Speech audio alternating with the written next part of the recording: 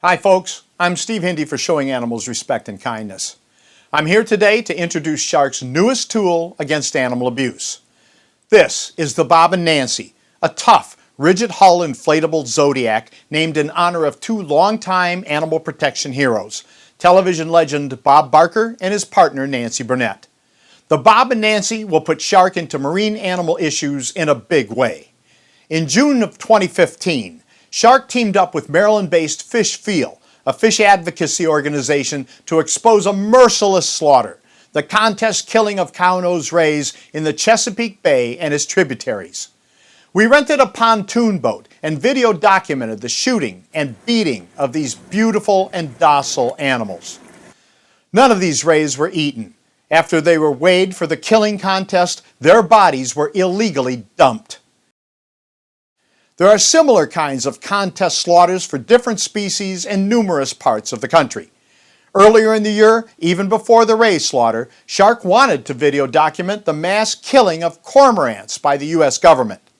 The cormorants are being used as scapegoats on the West Coast, where the government claims they're eating too many young salmon.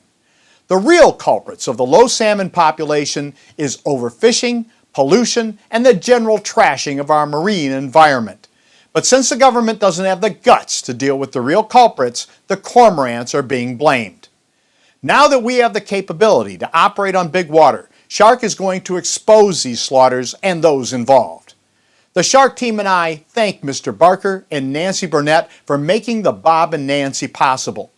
In a few weeks, she should be ready to go, including the capability to launch and retrieve our Angels, camera-equipped, remote-controlled aircraft. Then things are really going to get interesting. To those who abuse animals on the water, I ask that you reconsider your activities, because if you don't, you're going to be exposed to the world.